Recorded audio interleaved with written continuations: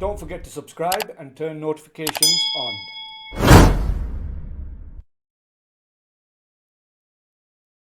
But just to finish up then, one last question. We are in the blessed month of Rajab.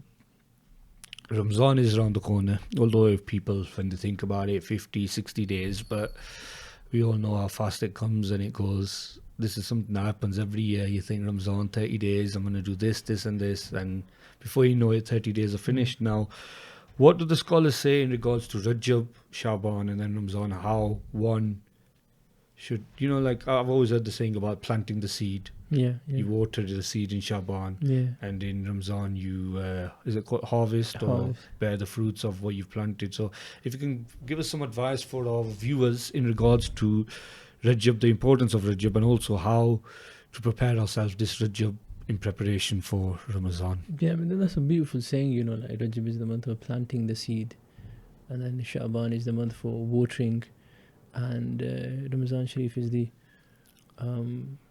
a month for harvesting. So even the fasts of this month, fasting, even one day in this month is equivalent to fasting for 1 month.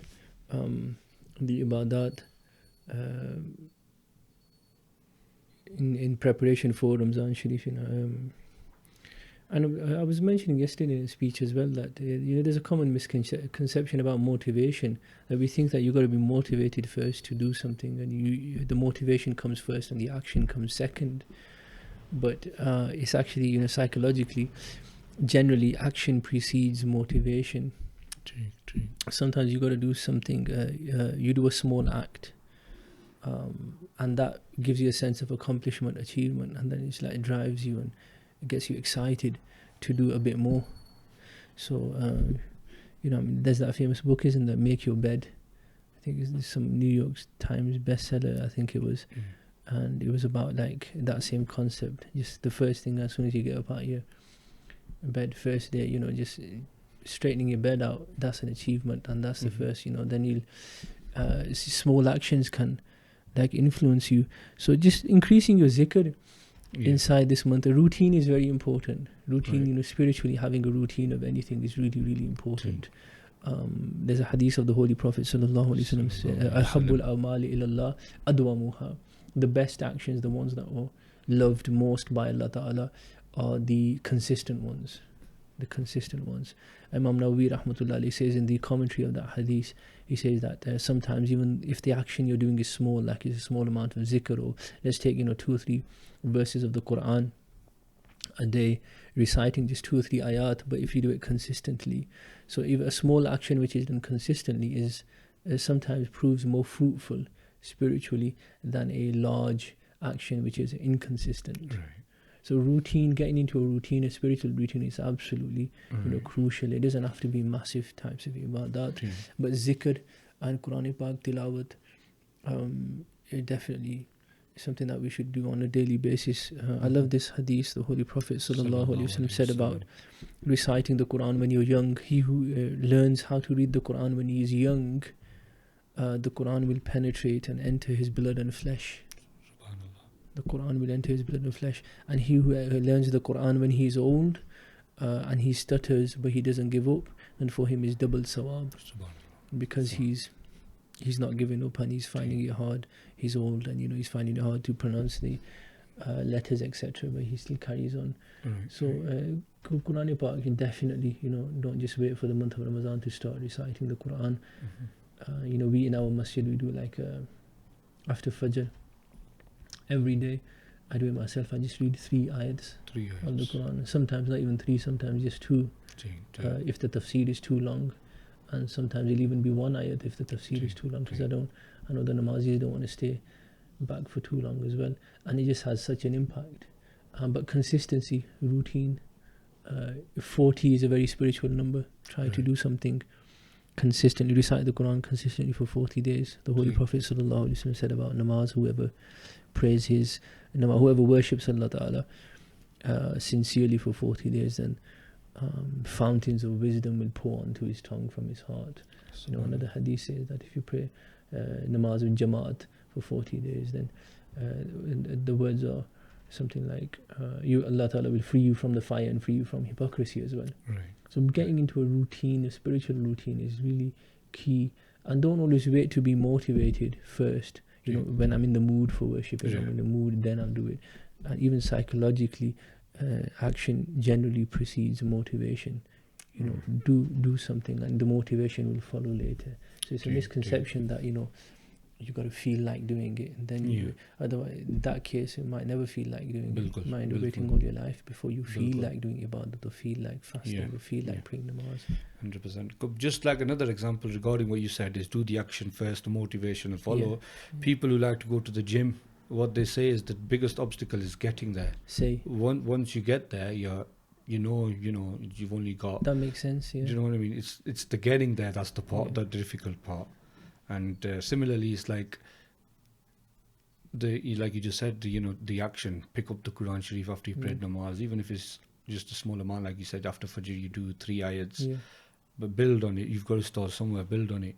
And psychologically, even if you've got like I mentioned that book. I mean, the title of the book is "Make Your Bed." I think that's the title. And it's like a bestseller, and it's just like a few 10 or 12 tips on becoming proactive in your life. And the first tip is, you'd be surprised, don't underestimate how much, even getting up in the morning and straightening your bed and your cushions, and straightening your blanket out and just folding your blanket up, how much that psychologically has an effect on you. That for you to wake up and that sense of accomplishment, even though it's a small act, but then you do another small one, and before you know it, the whole day you're using it productively. And so they use the same psychological tip for your spiritual life as well. And sometimes like the shaitan tricks us into doing gunas. You can trick the shaitan or trick your nafs psychologically into avoiding gunas or doing good things as well. Where there's a will, there's a way, when someone wants to, really. But ultimately Allah Ta'ala gives the motivation. He gives the inspiration to us. He's the one that puts the inspiration in our hearts. So tawakkul and sincerity is very important. Whatever books in tasawwuf you read, they all talk about not wanting fame, not wanting fortune, being sincere and being humble. When there's sincerity, a small action, sincere action, it turns into a mountain.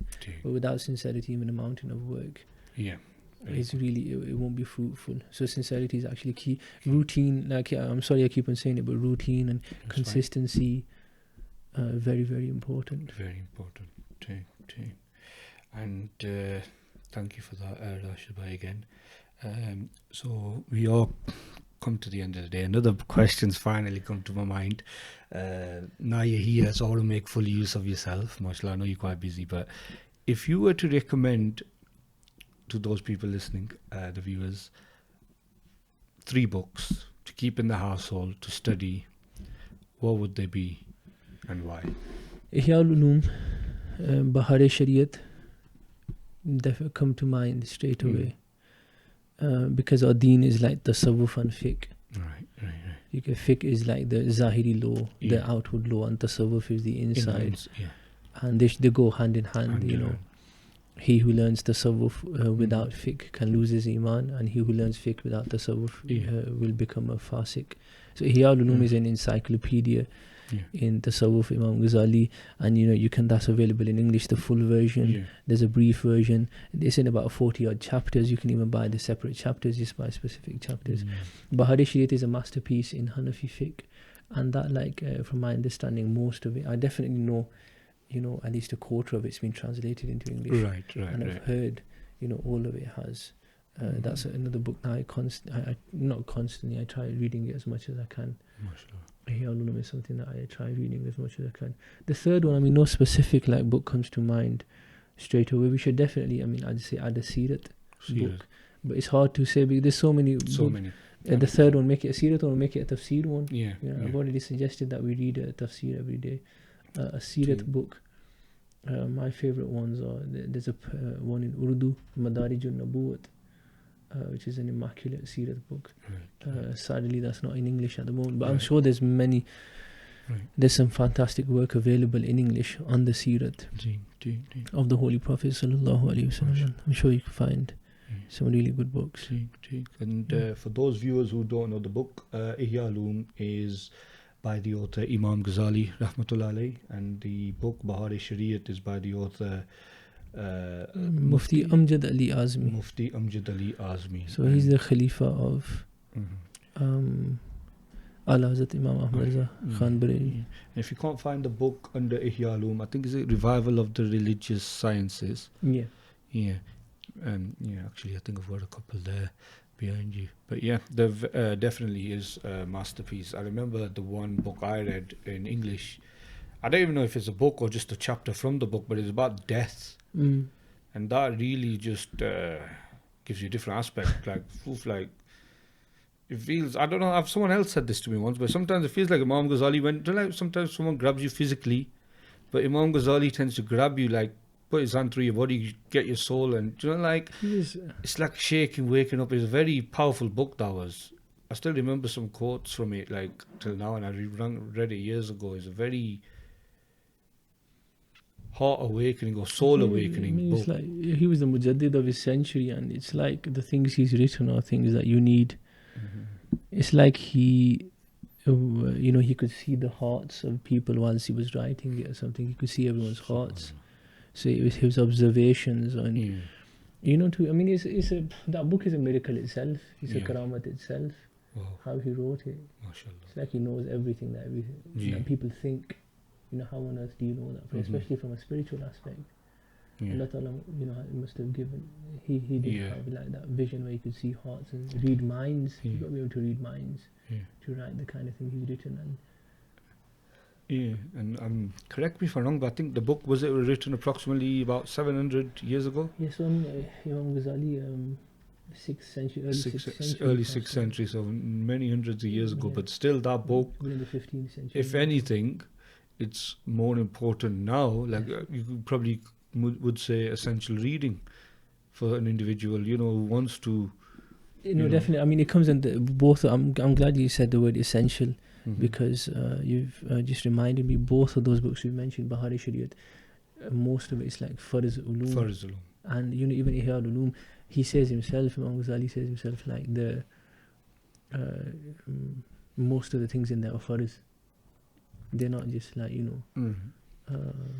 just extra, it's Farz for us to know what arrogance is and how to avoid it, what jealousy is and how to avoid it, or what ikhlas is and how to acquire it. And so he said he says himself that most of what I've mentioned in that book is from the Farz Ain. So it's mashallah. So that is thank you very much, Rashid Bhai, again. I know I can't thank you enough for giving some time, inviting me. You're welcome. Inshallah, we'll have many more talks. Hopefully, the plan is to speak to a mental health practitioner, somebody who's related to mental health, and hopefully have yourself on board as well, so we can talk about mental health illnesses, and then also spiritual and the Islamic cures to such illnesses. Inshallah, that is the plan coming forward. So hopefully the viewers can subscribe to the channel, and whenever the new videos are uploaded, you can see them. And thank you very much for coming again, Rashid Bhai. And that concludes this episode of the podcast. Thank you very much.